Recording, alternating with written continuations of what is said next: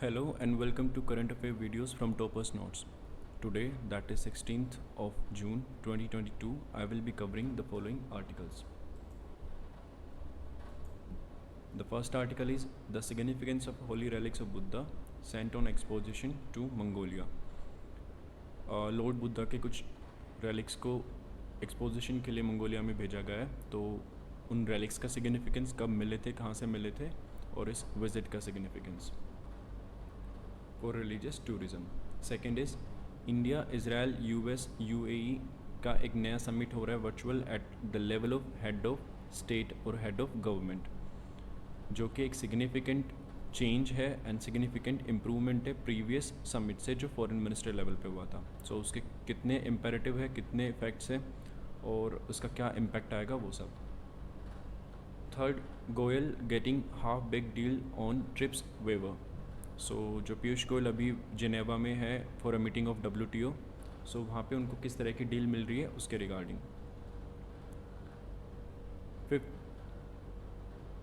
Fourth is about new plan to save jumbos from train hits. Government plan कर रही है कि जो एलिफेंट्स की डेथ हो रही है बिकॉज ऑफ ट्रेन एक्सीडेंट, उसको किस तरह से रिड्यूस किया जा सके. अभी तक वो क्या चीज़ें यूज़ करती है और फर्दर क्या यूज़ करने का प्लान है. Fifth is about Agnipath scheme, जो रिसेंटली लॉन्च की गई एक सिग्निफिकेंट ट्रांसफॉर्मेटिव स्कीम. उसके क्या अलग अलग पहलू हैं और फीचर्स क्या हैं स्कीम के, क्या इम्पैक्ट रहेगा. सिक्स्थ है द एक्सपेंशन गेम, कि ब्रिक्स को एक्सपेंड करने की कोशिश कर रहा है चाइना, तो उसमें उसका क्या मोटिव है, क्या बेनिफिट है और किस क्राइटेरिया पे एक्सपेंड किया जा सकता है ब्रिक्स को, वो सब कवर करेंगे. Let's start with the very first article.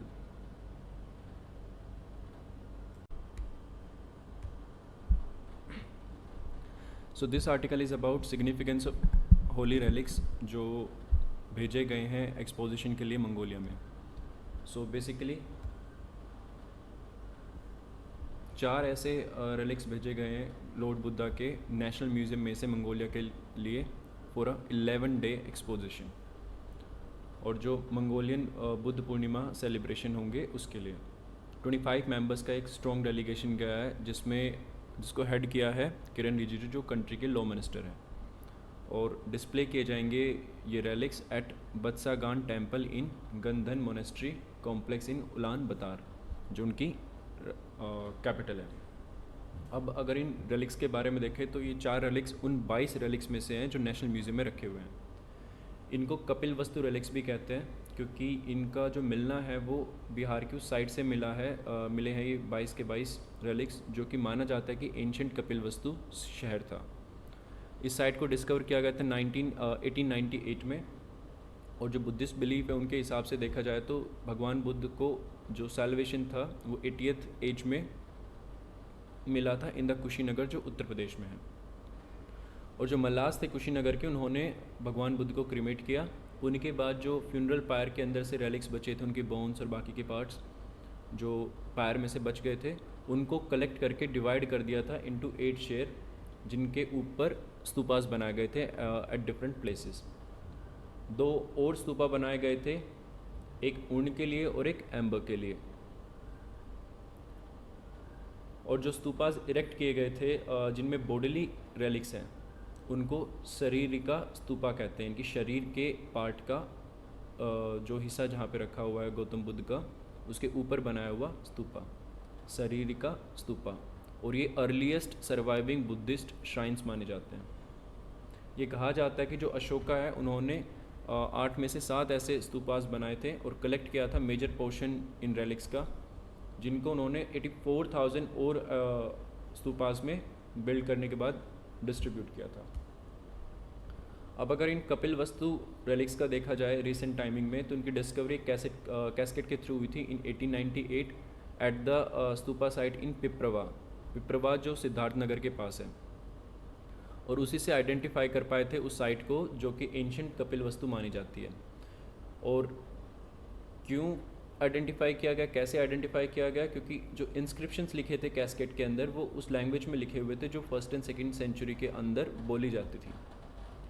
कुछ बाद में भी एक्सकवेशन हुए 1971-77 में, जिसमें 2 और स्टेटाइट रेलिक्स कैस्केट मिले थे जिनके अंदर ये 22 सैक्रेड बोन रेलिक्स मिले थे, जो आज के टाइमिंग में नेशनल म्यूज़ियम में रखे हुए हैं। इसके बाद 40 टेराकोटा सीलिंग्स और मिले थे at different level and sports in the eastern monastery at Piprahwa. ये सारे ही ब्राह्मी स्क्रिप्ट में लिखे थे जो 1st-2nd सेंचुरी की थी, और इनके ऊपर जो इंस्क्रिप्शन वगैरह है वो ब्राह्मी स्क्रिप्ट में थी, जो एविडेंस प्रोवाइड करता है कि पिपरवा एक एंशियंट कपिलवस्तु शहर रहा, या जो पिपरवा आज का टाइमिंग में वो किसी समय में एंशियंट कपिलवस्तु था। अगर इस विज़िट को देखें तो 11 दिन की इस विज़िट में रेलिक्स को बेसिकली मंगोलिया ने स्टेट गेस्ट का दर्जा दिया है। उनको सेम क्लाइमेट कंट्रोल एनवायरनमेंट में रखा गया है वहाँ पे भी जैसा नेशनल म्यूज़ियम में था, ताकि उनको डैमेज ना हो। एयरफोर्स ने स्पेशली C-17 ग्लोब मास्टर को इसके लिए चुना है, और 2 बुलेट प्रूफ केसिंग और 2 सेरेमोनियल कैसेट इसके साथ कैरी किए गए इंडियन डेलीगेशन के साथ। 2015 में जो होली रेलिक्स थे उनको AA कैटेगरी में प्लेस कर दिया था एंटीक्स एंड आर्ट ट्रेजर्स के जो लो है उसके तहत रूल्स में, जिसके बाद कोई भी ऐसा एंटीक अगर AA कैटेगरी में आता है तो उसको कंट्री के बाहर ऑर्डिनली बाहर नहीं ले जाया जा सकता, क्योंकि वो काफ़ी डेलिकेट नेचर के होते हैं और काफ़ी इम्पोर्टेंट होते हैं। लेकिन मंगोलियन गवर्नमेंट के रिक्वेस्ट पे गवर्नमेंट ने स्पेशल एक्सेप्शन किया और जो कपिल वस्तु रेलिक्स है उनको बाहर लेके गए। इससे पहले वो सिर्फ 6 बार ही बाहर गए हैं इंडिया के। अब इसका अगर टूरिज़्म पॉइंट ऑफ व्यू से देखें, ऑल्दो जो गौतम बुद्ध भगवान थे वो लुम्बिनी में पैदा हुए थे, लेकिन ज़्यादातर टाइम उन्होंने इंडिया में स्पेंड किया। एनलाइटनमेंट भी उनको बोध गया में मिला, और यहीं से फिर बुद्धिज़्म शुरू होता है और स्प्रेड होता है तो Tibet, China, south east Asia, Sri Lanka और इवन मंगोलिया। यही वो एस्पेक्ट है जिसको गवर्नमेंट कोशिश कर रही है हाईलाइट करने की कि through various diplomatic, cultural, tourism initiative, ताकि जो लोग हैं बुद्धिस्ट फॉलोवर्स है, अराउंड 490 मिलियन बुद्धिस्ट फॉलोवर है वर्ल्ड वाइड, वो इसको एज ए टूरिज़्म यूज़ करे और रिलीजियस टूरिज़्म के लिए इंडिया को सिग्निफिकेंटली वो आए और टूरिज़्म को कंट्रीब्यूट करे। इससे पहले 2016 में भी मिनिस्ट्री ऑफ टूरिज़्म ने बुद्धिस्ट सर्किट लॉन्च किया था। ये कंट्री का पहला ट्रांस नेशनल टूरिज़्म सर्किट था जिसमें नेपाल, श्रीलंका और इंडिया तीनों को कवर किया गया था।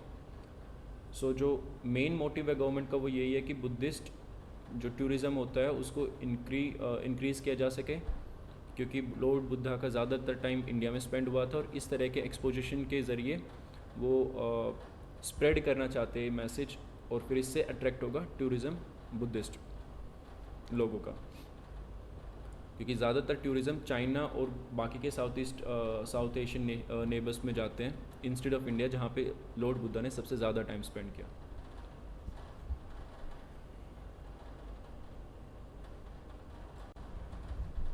India, Israel, US and UAE एक नया समिट करने वाले अगले मंथ में, जब प्रेसिडेंट बाइडेन विज़िट करेंगे सऊदी अरेबिया को और फ़िलिस्तीन को।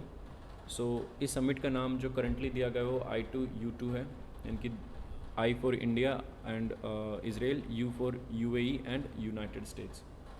ये वर्चुअल समिट होगा प्राइम मिनिस्टर मोदी, इजराइल के प्राइम मिनिस्टर और प्रेसिडेंट ऑफ UAE के साथ। और इससे पहले भी जो ये समिट के बात है वो हुई है। पहले इसका नाम रखा गया था, नोट रखा गया, बट बार बार जो पॉइंट आउट किया जाता था वो ये था मिडल ईस्ट क्वेड या वेस्ट एशियन क्वेड। और इससे पहले अक्टूबर 2021 में भी फॉरेन मिनिस्टर की मीटिंग हुई थी इन 4 देशों की, जब हमारे external affair minister S Jaishankar ने इजराइल को विज़िट किया था। उस टाइमिंग पे जो कोऑपरेशन थी उसका नाम रखा गया था for official purpose international forum for economic cooperation. इनकी मेन जो मोटिव है पॉइंट आउट करने की वो था कि इकोनॉमिक कोऑपरेशन के लिए ये फ्रेमवर्क है। लेकिन अब की बार इसकी मीटिंग को अपग्रेड कर दिया गया है to the level of head of state government, जो कि डेफिनेटली अपग्रेडेशन है from foreign minister level.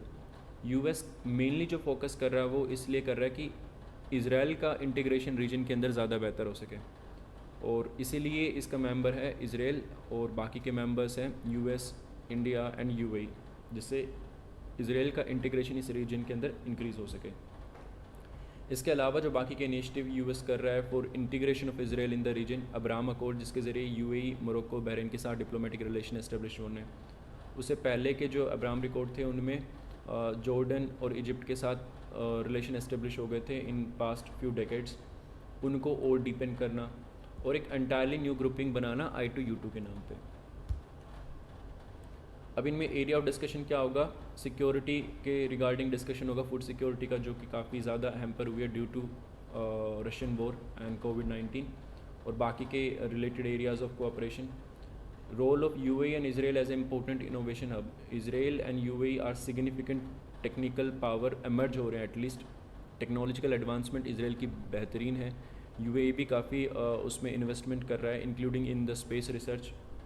So these two become very important partner in the Western Asia region. So उसके अलावा issues relating to maritime security, क्योंकि जो gulf है area है उसमें काफ़ी ज़्यादा पायरेसी का इशू रहता है सोमालिया के आसपास, उसके रिगार्डिंग मैरीटाइम इश्यूज़ के रिगार्डिंग और बाकी वर्ल्ड वाइड मैरीटाइम इश्यूज़ के रिगार्डिंग भी ये डिस्कशन होगा। प्लस इंफ्रास्ट्रक्चर, डिजिटल इंफ्रास्ट्रक्चर और ट्रांसपोर्टेशन, ये एक मेजर फोकस रहने वाला है इन देयर अपकमिंग मीटिंग। इसके अलावा कुछ ऐसे सिमिलर इनिशिएटिव जो यूएस ने लॉन्च किए हुए वो है क्वाड, जो इंडिया, यूएस, जापान, ऑस्ट्रेलिया के साथ है। ओकस, जिसमें ऑस्ट्रेलिया, यूके एंड यूएस है। In quadrilateral dialogue with Afghanistan, Pakistan and Uzbekistan, United States का। तो यूएस ना सिर्फ इंडिया के साथ कर रहा है बल्कि इन कंट्रीज़ के साथ भी उसका एक क्वाड्रिलेटरल डायलॉग चल रहा है, जिसमें इंडिया पार्ट नहीं है, और ये मेनली फोकस्ड है on Afghanistan after August 2021. So this is all about this particular article.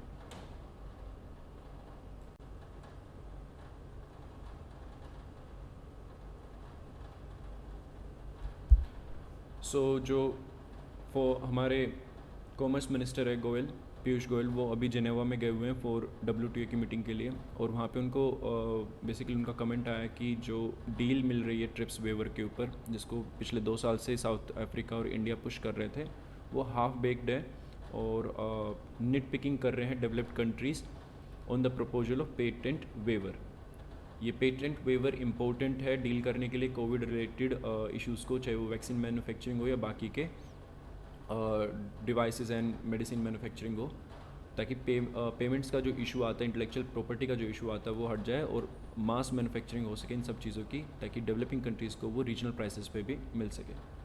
ये WTO के अंडर ही हो रही है ट्रिप्स एग्रीमेंट के तहत, बट कॉमर्स मिनिस्टर का कहना है जिनेवा से कि जो डेवलप्ड कंट्रीज़ है वो नेट पिकिंग कर रही है, they are actually deciding it very strategically कि जो भी प्रपोजल उनको मिल रहा है वो हाफ बेक्ड मिलेगा और उससे कोई भी वैक्सीन मैन्युफैक्चरिंग पॉसिबल ही नहीं हो पाएगी, क्योंकि डेवलप्ड कंट्रीज़ उसको इस तरह से डाइल्यूट और नेट पिकिंग कर रही है।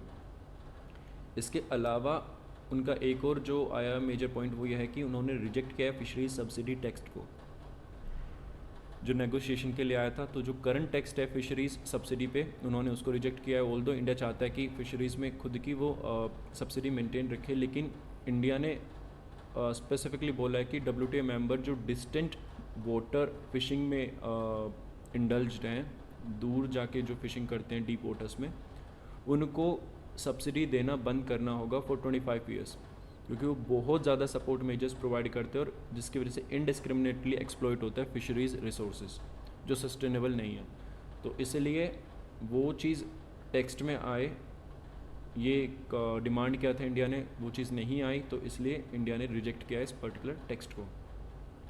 इसके अलावा इंडिया ने ये भी बोला है कि जो परमानेंट सोल्यूशन कुछ दिया जाए for public stock holding of grains food security programmes के लिए, ताकि इंडिया को जो बार बार वेवर लेने की कोशिश करनी पड़ता है फॉर स्टॉकिंग फूड, जो इंडिया का प्रोग्राम है नेशनल फूड सिक्योरिटी प्रोग्राम, उसको चलाने के लिए, क्योंकि public stock holding of grains is not very much allowed under the WTO। So India want कि टेम्प्रेरी हमें रिलीफ मिले हर बार, इससे ज़्यादा बेटर है कि एक परमानेंट सोल्यूशन आए पब्लिक स्टॉक होल्डिंग का जो ग्रेन्स के लिए। और ई-कॉमर्स पॉलिसी पे भी जो पोज है उसको डिस्कस करके डिस्पोज ऑफ करने की रिक्वेस्ट किया है इंडिया ने, जिस पे ऑल्दो बहुत ज़्यादा अचीवमेंट नहीं हुआ, और इसलिए जो मीटिंग है उसको भी एक दिन के लिए एक्सटेंड कर दिया गया है फ्रॉम द शेड्यूल्ड टाइम, ताकि एटलीस्ट कंसेंसस पे आ सके। लेकिन India has strongly put it point and might not even agree to any of the proposal.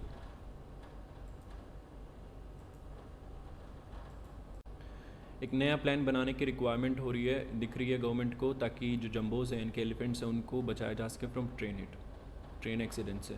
लगभग 186 एलिफेंट्स ऑफिशियली मरे हैं बिकॉज ऑफ ट्रेन एक्सीडेंट पिछले एक दशक में। एनवायरनमेंट और रेलवे मिनिस्ट्री इसलिए एक्सप्लोर कर रहे हैं एक प्रोजेक्ट ताकि मिनिमाइज़ कर सके ऐसे एक्सीडेंट्स को। जो प्रपोजल है वो अभी डिस्कशन फेज़ में है। जोग्राफिकल पैटर्न्स को एनालाइज करके प्रपोज किया जाए ऐसा कोई प्रपोजल जिसको फिजिबल हो इम्प्लीमेंट करना रेलवेज़ के ज़रिए। सो इस तरह का एक प्रपोजल डिस्कशन में है फ़िलहाल। इसको स्पेयर हेड कर रहा है wild life institute of India, जो देहरादून बेस्ड है। ऑटोनमस बॉडी है एनवायरनमेंट मिनिस्ट्री के अंडर, और इसने इनिशियल राउंड्स किए हैं रेलवे ऑफिशियल्स के साथ, ताकि इस नए इनिशिएटिव का रूप रंग तय किया जा सके।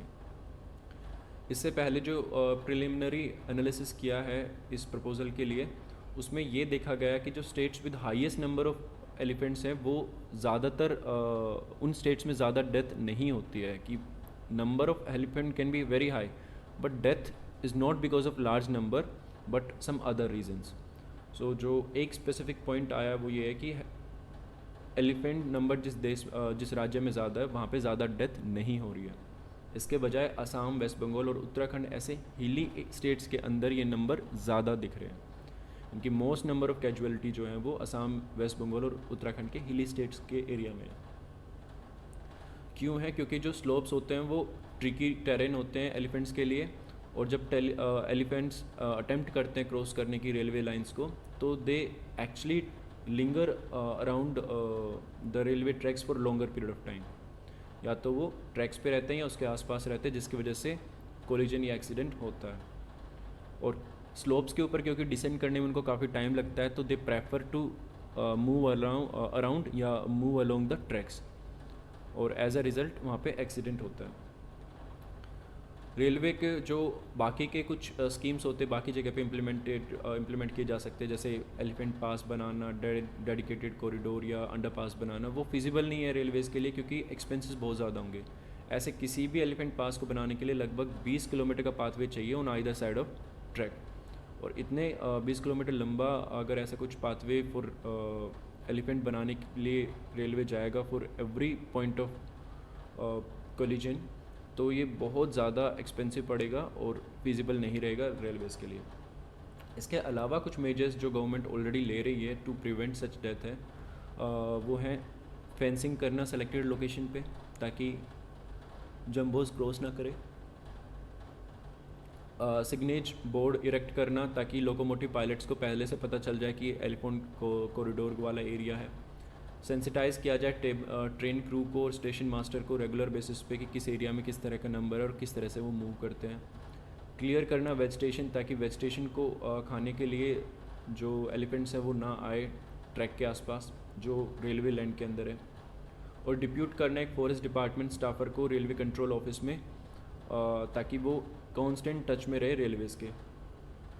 प्लस ऐसा जो फॉरेस्ट डिपार्टमेंट का इंडिविजुअल हो वो कंटिन्यूसली इन्फॉर्मेशन प्रोवाइड करते रहे कि एलिफेंट्स किस एरिया में ट्रैकर्स के ज़रिए, और इमीडिएटली वो अलर्ट कर सके स्टेशन मास्टर को या लोकोमोटिव पायलट्स को कि इस एरिया में इस ट्रैक के आसपास एलिफेंट्स हैं, so you need to go very smoothly in that area. तो ये करंट मेजर्स हैं जो गवर्नमेंट ने ऑलरेडी यूज़ में ले रखे हैं, and government informed about this in the parliament. Overall फिर भी क्योंकि डेथ हो रही है, सो गवर्नमेंट वांट कि एक ऐसा प्रोजेक्ट और एक ऐसा इनिशिएटिव लाया जाए जिससे जो डेथ हो रही है in the hilly states of elephants due to train accident उसको रिड्यूस किया जा सके। So this is about Agnipath scheme जो लॉन्च की है मिनिस्टर ने, डिफेंस मिनिस्टर ने, और ओवरऑल क्या उसके एस्पेक्ट्स हैं वो सब कवर होगा। सो बेसिकली जो अग्निपथ स्कीम है उसको लेके आए हैं ताकि रिक्रूटमेंट कर सके यूथ का in the armed forces for only 4 years, सिर्फ 4 साल के लिए उनको एक तरह से टूर ऑफ ड्यूटी का जो पहले से प्लान बन रहा था उसके तहत इस स्कीम को लेके आए हैं, बस नाम चेंज किया अग्निपथ, और 4 ईयर किया फ्रॉम 3 ईयर जो पहले इनिशियली एनालाइज किया गया था। जो प्रोसेस होगा रिक्रूटमेंट का वो जब से अनाउंस किया है यानी कि परसों से 90 डेज़ बाद तक डेफिनेटली जो रिक्रूटमेंट प्रोसेस है वो शुरू हो जाएगा, और प्लान किया गया अप्रोक्सीमेटली 46,000 मैन एंड वुमेन इस साल के लिए, और this will be the only form of recruitment of soldiers into the 3 defence services अब से, यानी कि इसके अलावा कोई और रिक्रूटमेंट या रैली जो होती थी रेगुलर बेसिस पे वो नहीं होंगी, बस इसी के तहत अब रिक्रूटमेंट होगा इंडियन आर्म्ड फोर्सेस में, तीनों में, चाहे एयरफोर्स हो, चाहे नेवी हो, चाहे आर्मी हो। अग्निपथ स्कीम का जो एम है वो ये है कि स्ट्रेंथन करना नेशनल सिक्योरिटी को, ताकि और उसके साथ साथ अपॉर्चुनिटी प्रोवाइड करना यूथ को कि वो सर्व कर सके आर्म्ड फोर्सेस में। ऑल्दो इससे पहले भी यही हो रहा था कि नेशनल सिक्योरिटी को ही बेसिकली प्रोटेक्ट कर रहे थे और यूथ ही जाके सर्व करता था आर्म्ड फोर्सेस में। बट जो स्टेटेड एम है बाय डिफेंस मिनिस्ट्री वो यही है। इसके अलावा जो रिक्रूट्स होंगे स्कीम के अंडर उनको अग्निवीर कहा जाएगा और अपने वो 4 साल की सर्विस कंप्लीट करने के बाद वो आर्म्ड फोर्सेस में रेगुलर जो एम्प्लॉयमेंट है उसके लिए अप्लाई कर सकते हैं। 25% ऐसे कैंडिडेट्स होंगे इन अग्निपथ स्कीम से जो रिक्रूट होंगे जिनको परमानेंट एम्प्लॉयमेंट देगा आर्म्ड फोर्सेस, यानी कि परमानेंटली वो लॉन्ग टर्म के लिए आर्म्ड फोर्सेस में चले जाएंगे इन्हीं वे से। और 75% को वो बाकी के गवर्नमेंट जॉब्स के लिए बेसिकली अपनी सर्विस से रिलीव कर देंगे, फिर बाद में कोई भी उनको वहाँ से रिक्रूट कर सकता है based on the priority given by various other departments, चाहे वो होम मिनिस्ट्री के अंडर हो या बाकी मिनिस्ट्रीज़ के अंडर हो। सो पे एंड बेनिफिट्स देखें तो Agniveer will be getting fix पे ऑफ अराउंड 30,000, जिसमें से 30% वो कंट्रीब्यूट करेगा सेवा निधि को, और इस तरह से 4 ईयर्स तक उसका जो पे है वो इंक्रीज़ होता जाएगा। जो करंट स्कीम्स हैं उनमें ऐसा नहीं है, उनमें 7 साल तक फिक्स्ड पे है ऑफ 21,000 जो कि काफ़ी कम रहे, लेकिन ये भी 21,000 ही पड़ेगा क्योंकि 9,000 विल बी कॉन्ट्रीब्यूटेड टू सेवा निधि। ये जो कॉन्ट्रीब्यूशन है सेवा निधि का ये 4 साल बाद वापस मिल जाएगा आफ्टर कंप्लीशन ऑफ 4 ईयर्स उस पर्टिकुलर सिपाही या सोल्जर को, जिसमें 5.02 लाख उसका खुद का कंट्रीब्यूशन होगा और 5.02 लाख गवर्नमेंट कंट्रीब्यूट करेगी। तो टोटल उसका 11.71 लाख जो इंक्लूडिंग इंटरेस्ट होगा वो उसको at the time of exit मिलेगा। लाइफ कवर, डेथ एट्रीब्यूटल सर्विसेज के जो बेनिफिट्स हैं या डिसेबिलिटी एट्रीब्यूटल सर्विस के जो बेनिफिट्स हैं वो सब अवेलेबल रहेंगे, सिमिलर लाइक पहले जो थे इन अग्निवीर्स के लिए। अब अगर बेनिफिट्स देखें स्कीम के तो जो मूव है वो एक्सपेक्ट किया जा रहा है कि एवरेज एज प्रोफाइल जो आर्म्ड फोर्सेस के उसको रिड्यूस कर देगा from 32 to 24 to 26 in the coming 7-8 years. जो एनरोलमेंट होगा नई सर्विसेज में अब वो एक सेंट्रलाइज्ड ऑनलाइन सिस्टम बेस्ड होगा, यानी कि ये बेनिफिट ना सिर्फ आर्म्ड फोर्सेस को है बल्कि इंडिविजुअल्स को भी होंगे कि एक सेंट्रलाइज्ड ऑनलाइन सिस्टम होगा जिसमें स्पेशल रैलीज़ निकाले जाएंगे, कैंपस में इंटरव्यूज़ होंगे, ऐसे रिकॉग्नाइज टेक्निकल इंस्टीट्यूट्स में जैसे ITI हुआ, नेशनल स्किल्स क्वालिफिकेशन फ्रेमवर्क हुआ, और जो रिक्रूटमेंट होगी वो all India all class basis पे होगी, कोई रेजिमेंटल बेसिस पे नहीं होगी। एलिजिबिलिटी जो होगी एज की वो होगी 17.5 टू 21 ईयर्स, जिसमें मेडिकल और फिजिकल फिटनेस स्टैंडर्ड जो पहले थे बिल्कुल सेम ही रहेंगे, उनमें कोई चेंज नहीं है। अग्निवीर्स को जो एनुअल पैकेज होगा सैलरी का वो 4.76 लाख होगा फर्स्ट ईयर में, और लास्ट ईयर तक जाते जाते वो 6.92 लाख हो जाएगा। इसके अलावा जो रिस्क और हार्डशिप अलाउंसेस आज के टाइमिंग में सोल्जर्स को मिलते हैं वो सेम ही रहने वाले हैं अगर वो लद्दाख या बाकी ऐसे फ्रंटियर पोजीशन पे उनको डिप्लॉय किया जाता है। सेवा निधि पैकेज के अंडर उनको फाइनली 11.71 लाख मिलेगा इंटरेस्ट और कंट्रीब्यूशन मिला के। लेकिन अग्निवीर्स को कोई भी ग्रेच्युटी या पेंशन नहीं मिलेगी। क्योंकि उनका टाइम पीरियड आर्म्ड फोर्सेस के साथ सिर्फ 4 ईयर्स का रहने वाला है, जो ग्रेच्युटी का क्राइटेरिया होता है 5 ईयर मिनिमम सर्विस होता है एक ऑर्गेनाइजेशन के लिए, क्योंकि 4 साल में जा रहे तो ग्रेच्युटी नहीं मिलेगी, और क्योंकि 4 साल में ही जा रहे तो पेंशन भी उनको नहीं मिलेगी। मेनली जो गवर्नमेंट स्कीम लाई है पेंशन का जो बर्डन है उसको कम करने के लिए ही लेके आई है।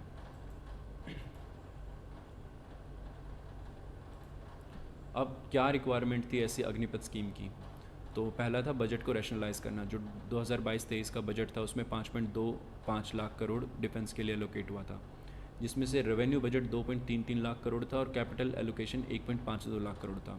डिफेंस पेंशन अकेले का ही 1.19 लाख करोड़ है।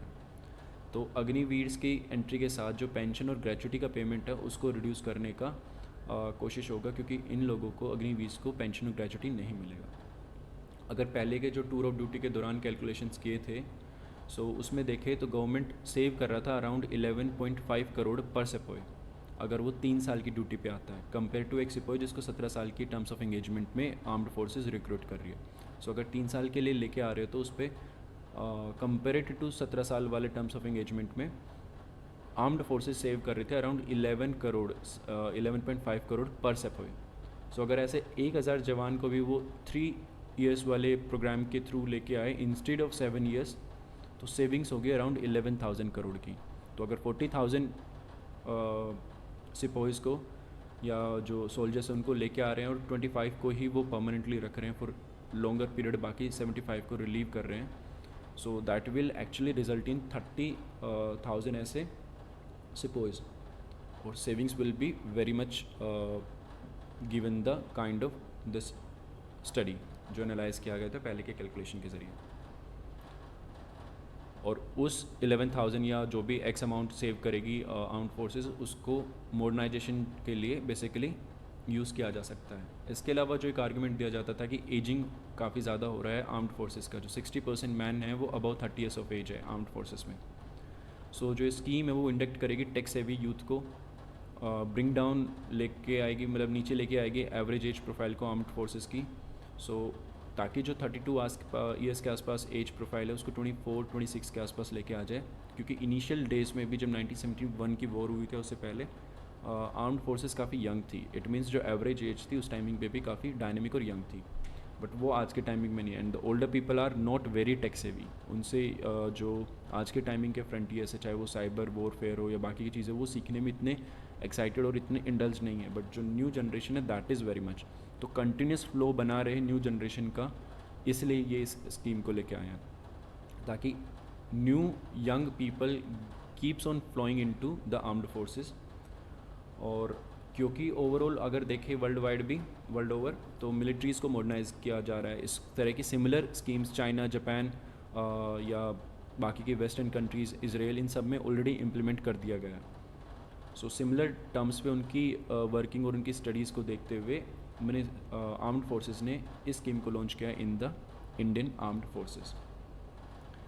और कोशिश की जा रही है कि जो नंबर ऑफ़ पर्सनल उनको रिड्यूस किया जा सके, लेकिन जो लिमिटेड नंबर ऑफ़ पर्सनल बचेंगे आर्म्ड फोर्सेस में उनके स्किल्स अपग्रेड कर सके और कॉम्बैट इक्विपमेंट अपग्रेड कर सके, क्योंकि जो डायनेमिक है वॉरफेयर आज का, वो काफ़ी चेंज हो चुका है वॉरफेयर का जो स्ट्रक्चर है।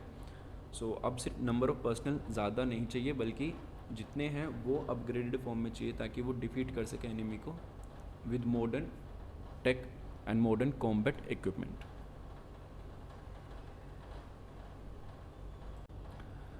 सो दिस इज़ अबाउट एक आर्टिकल जो आया है by a former diplomat, the expansion game. इसमें वो बेसिकली पॉइंट आउट करने की कोशिश कर रहे हैं कि चाइना एक एक्सपेंशन गेम प्ले करने की कोशिश कर रहा है। वो कोशिश कर रहा है कि ब्रिक्स को एक्सपेंड किया जा सके ताकि जो नए मेंबर्स आए उनके ज़रिए वो चैलेंज कर सके जो G7 का डोमेन है उसको। और इसमें जो नए मेंबर्स है उसको वो स्पेसिफिकली कोशिश कर रहा है कि G20 से लिए जाए। G20 से क्यों? क्योंकि G20 एक ऐसा मेजर ग्रुपिंग है जो वर्ल्ड की बिगेस्ट इकोनॉमीज़ के ग्रुप है, और वो बेसिकली चेंज करते हैं dynamics of the world financial system और इकोनॉमिक सिस्टम। सो इसलिए वो कोशिश कर रहा है कि G20 के कुछ मेंबर्स इंक्लूड किए जा सके एक्सपेंडेड ब्रिक्स में। इसी पॉइंट ऑफ व्यू से उन्होंने ऑलरेडी May 20 को एक मीटिंग भी रखी थी ब्रिक्स प्लस फॉरेन मिनिस्टर्स की, जिसमें से ब्रिक्स के फॉरेन मिनिस्टर्स थे और रिप्रेजेंटेटिव थे Argentina, Egypt, Indonesia, Kazakhstan, Nigeria, UAE, Saudi Arabia, Senegal और थाईलैंड के। सो जो ओवरऑल आइडिया वो ये है कि प्लूरीलेटरल फोरा बनाया जाए, और जो करंट इंटरनेशनल ऑर्डर जिस तरह से चेंज हो रहा है उसमें ये इम्पैक्ट कर पाए और चैलेंज कर पाए US हेजमनी या वेस्टर्न कंट्रीज़ के हेजमनी को। ये और इंक्रीज़ उनका जो डिटर्मिनेशन हुआ by the Russian invasion of Ukraine, और जो वेस्टर्न कंट्रीज़ ने अपनी पोजीशंस को हार्डन कर दिया जिसकी वजह से बहुत ज़रूरी हो गया इनके लिए भी टू मेक अ कॉम्पिटिटिव प्लूरीलेटरल फोरा। ये जो इससे पहले एफर्ट किए गए था वेस्टर्न कंट्रीज़ के ज़रिए कि डिसरप्ट कर दे G20 को, वो सक्सीड नहीं हो पाया रिसेंटली, क्योंकि इंडोनेशिया ने स्पेसिफिकली पॉइंट आउट किया है कि वो इनवाइट करेगा रशिया को, लेकिन जो क्रैक्स हैं G20 में वो बढ़ते जा रहे हैं, बिकॉज बाकी कंट्रीज़ ने पॉइंट आउट किया कि they will not be participating in the G20 meeting जो इंडोनेशिया में होने वाली है, because Indonesia is the chair. अगर रशिया को इनवाइट किया गया तो। सो जो स्ट्रेंथनिंग है इन प्लूरिलेटरल बॉडीज़ का, वो अब एक तरह से फैशन बन गया है, वेदर इट्स G7, क्वाड और सम अदर। और चाइना वो है कोशिश कर रहा है कि चैलेंज कर सके वेस्टर्न इन्फ्लुएंस को इन कंट्रीज़ के ऊपर और यूज़ कर सके ब्रिक्स को उस काम के लिए। इससे पहले जो ब्रिक्स प्लस का आइडिया है उसमें NDB के थ्रू ऑलरेडी एक्सपेंशन शुरू हो चुका है, जिसमें चाइना लीड ले रहा है और सेट कर रहा है एजेंडा ब्रिक्स एक्सपेंशन का। न्यू डेवलपमेंट बैंक में, जो कि ब्रिक्स के अंडर ही बैंक आता है, उसने ऑलरेडी मेंबरशिप को एक्सपेंड किया 2021 में और इंक्लूड किया है बांग्लादेश, UAE, यूरुग्वे और इजिप्ट को। ये दर्शाता है कि चाइना का जो डिटर्मिनेशन है फॉर एन एक्सपेंशन प्रोसेस, लेकिन उसकी टर्म्स पे। मिनिस्टर ने सपोर्ट किया है, बाकी के जितने भी फॉरेन इन्वेस्टर्स थे उन्होंने सपोर्ट किया कि डिस्कशन हो कि किस तरह से मेंबर्स को एक्सपेंड किया जा सके एक्सपेंशन प्रोसेस को। लेकिन चाइना अपने आप को as a consensus builder pose कर रहा है कि China is the consensus builder है, और वो बेसिकली अपने टर्म्स के ऊपर इंक्लूड करना चाहता है, जिसकी वजह से साउथ अफ्रीका, ब्राज़ील और इंडिया अनकम्फर्टेबल हुए हैं। चाइना वांट कि वो इनवाइट करें इन कंट्रीज़ को जो जून में समिट होने वाला है चाइना में, एज़ वेल एज़ बाकी के जो कंट्रीज़ जिनको वो सेलेक्ट करना चाहता है, इंक्लूडिंग पाकिस्तान। बट जो कॉन्करेंस है बाकी के कंट्रीज से उनको नहीं मिला है ब्रिक्स मेंबर से, excluding Russia. Russia is completely agreeing to whatever China is saying right now.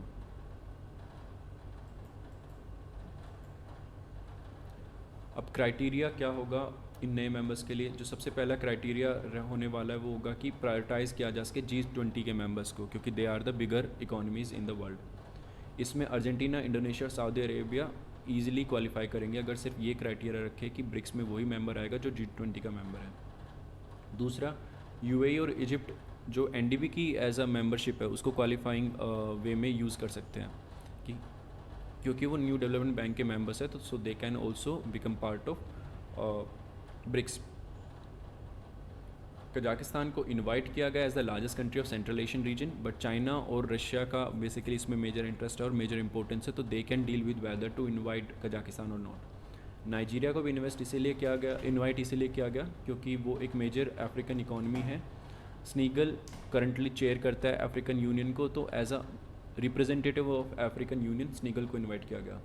Thailand currently chair करता है APEC को, एशिया पैसिफिक इकोनॉमिक कोऑपरेशन, सो इसलिए उसको इनवाइट किया गया। और इंडोनेशिया क्योंकि वो G20 का चेयर है इसी ईयर के लिए। जो मिक्टा का एक ग्रुप है, मैक्सिको, इंडोनेशिया, कोरिया, टर्की और ऑस्ट्रेलिया, उसमें से सिर्फ इंडोनेशिया को ही इनवाइट किया गया by the Chinese foreign investor. दूसरा जो क्राइटेरिया आ सकता वो है कि कौन कौन सी कंट्रीज़ इकोनॉमिक स्टेटस उनका एमर्जिंग है। सो एमर्जिंग इकोनॉमिक स्टेटस जिन जिन कंट्रीज़ का और जो एडहर करने के लिए तैयार है ब्रिक्स ऑब्जेक्टिव को, उनको इनवाइट किया जा सकता है। तो सेलेक्ट कर सकते हैं कंट्री वाइज कंट्री इस पर्टिकुलर क्राइटेरिया में।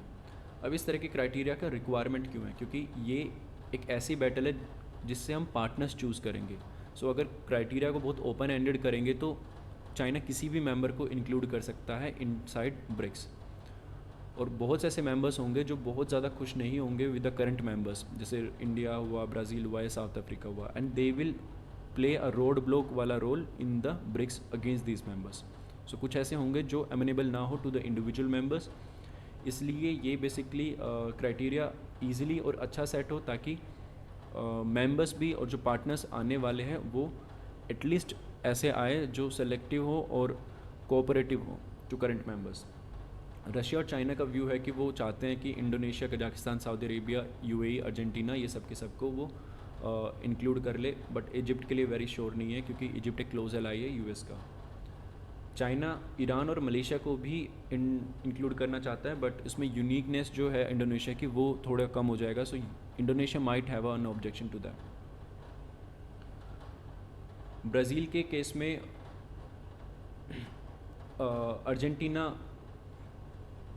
अर्जेंटीना को इंडक्ट करना डिफ़िकल्ट हो जाएगा क्योंकि Brazil do not want Argentina to be part of BRICS, क्योंकि लॉन्ग स्टैंडिंग राइवल्स रहे हैं लैटिन अमेरिकन कॉन्टिनेंट पे। और अगर अर्जेंटीना को एक्सक्लूड करते हैं तो जो G20 मेंबरशिप क्राइटेरिया है वो नहीं काम कर पाएगा क्योंकि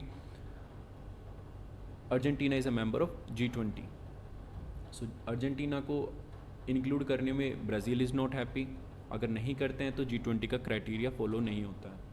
साउथ अफ्रीका के व्यूज़ नाइजीरिया और ख़ासकर इजिप्ट पे सिमिलर हैं, वो नहीं चाहता कि ये मेंबर बने, क्योंकि अगर वो इनको एडमिट करता है तो जो सोल अफ्रीकन रिप्रेजेंटेटिव है South Africa in the BRICS, वो जो उसके पास एज अ डिस्टिंक्शन है वो भी चला जाएगा। सो एज अ लीडरशिप जो शो करता है अफ्रीकन कॉन्टिनेंट पे और ब्रिक्स में, because it demonstrate itself as a member of BRICS in African continent and sole African representative in BRICS, तो वो जो यूनिकनेस है वो चली जाएगी। So South Africa do not want Nigeria और Egypt to become part of BRICS. India easily ready हो जाएगा फॉर द इंडोनेशिया, क्योंकि जो रिलेशनशिप है वो काफ़ी इम्प्रूव हुए हैं, एटलीस्ट पॉलिटिकली, अगर इकोनॉमिकली ना देखे तो, क्योंकि इकोनॉमिकली उतना बूस्ट नहीं हुआ है रिलेशन विद इंडोनेशिया। यूएई और सऊदी अरेबिया ऐसी कंट्रीज़ है जिनके साथ रैपिडली एनहांस हो रहे हैं हमारे इंगेजमेंट, और ये मेजर और गुड कंट्रीब्यूटर है टू आवर डेवलपमेंट। काफ़ी इन्वेस्टमेंट और काफ़ी प्रोग्रेस है इन द बायलैटरल रिलेशंस, और टॉप 10 हमारे जो टॉप 5 बल्कि ट्रेड पार्टनर्स में से हैं। सो अगर इंडिया इनको ब्रिक्स में लेके आता है तो ये एडवांटेज होगा इंडिया के लिए। दोनों ही कंट्री की लॉन्ग स्टैंडिंग रिलेशनशिप है यूएस के साथ, तो ये दो कंट्रीज़ भी चाहेंगे यूएई एंड सऊदी अरेबिया की उनकी इंगेजमेंट भी डाइवर्सिफाई हो सके, ताकि बैलेंस आउट कर सके dominance of US in their affairs and in their foreign policy. So they will also want to join BRICS. China का जो नीड है एक्सपेंशन का वो क्यों है? चाइना को एक तो फुली बैकिंग मिल रहा है रशिया के थ्रू, जो इस टाइमिंग पे मिल रहा है because of Russian war and Russia की जो कंडीशन है उस वजह से। सो हर बार चाइना को इस तरह से फुली बैकिंग नहीं मिलता है रशिया के, बट करंटली मिल रहा है, इसलिए वो कोशिश कर रहा है कि स्पीडली एक्सपेंशन हो सके ब्रिक्स का। दूसरा जो मोटिव है उसका, वो स्ट्रेटेजिक चैलेंज करना चाहता है जो भी इंटरनेशनल ऑर्डर है उसको, और मिडल पावर्स को अपने अराउंड कलेक्ट करना चाहता है टू शोकेस कि ये इन मिडल पावर्स का लीडर है, ताकि जो हेफ्ट है और जो चैलेंज करने की हेजमनी है वो डेवलप कर सके against the western block G7। India और उसकी प्रायोरिटी अगर हम देखें तो पहला जो सबसे पहला प्रायोरिटी है कि ऑल्दो चाइना इंडिया को बाहर नहीं निकाल सकता ब्रिक्स या G20 से, क्योंकि ये ऐसे इंपॉर्टेंट इंटरनेशनल फोरा है जिनमें India become a very important player. So India को कोशिश करना होगा कि जो भी एक्सपेंशन हो रहा है वो चाइनीज़ टर्म्स पे ना हो, और जो भी कंट्रीज़ एडमिट हुए ब्रिक्स में वो इक्वली रिसेप्टिव हो इंडिया के लिए, जैसे चाइना या बाकी कंट्रीज़ के साथ हो। सो कोई भी एनिमी टाइप की कंट्री एडमिट ना हो ब्रिक्स में, ये इंश्योर करना होगा। बायलैटरल इंगेजमेंट भी शुड बिल्ड द परसेप्शन कि किसको एंटर करना है, कराना है, किसको नहीं कराना, कि हमारी इंडिया के साथ उसके बायलैटरल रिलेशन कैसे हैं उस कंट्री के साथ, ये क्राइटेरिया होना चाहिए कि वो कंट्री एंटर करे ब्रिक्स में या ना करे। और क्योंकि रशिया इस टाइमिंग पे सिर्फ चाइना की प्रायोरिटी के हिसाब से चल रहा है, तो ये टाइम है कि जो IBSA as a trilateral of democracies, यानी कि इंडिया, ब्राज़ील और South Africa as a trilateral of democracies अपने आप को प्रपोज करता है या शो करता है इन विद इन ब्रिक्स, वो अपने आप को असर्ट करे और चाइना को फ्री हैंड ना मिले फॉर इट्स एक्सपेंशन एजेंडा, और जो बाकी के मेंबर्स है like India, south African, Brazil, इनके भी व्यूज़ मैटर करें। कंसल्टेशन स्ट्रॉन्ग हो कि किस क्राइटेरिया के बेसिस पे नए मेंबर्स को एंटर कराना इन द ब्रिक्स। सो ये सब चीज़ें इंडिया की प्रायोरिटी होने वाली है फॉर दिस एक्सपेंशन गेम।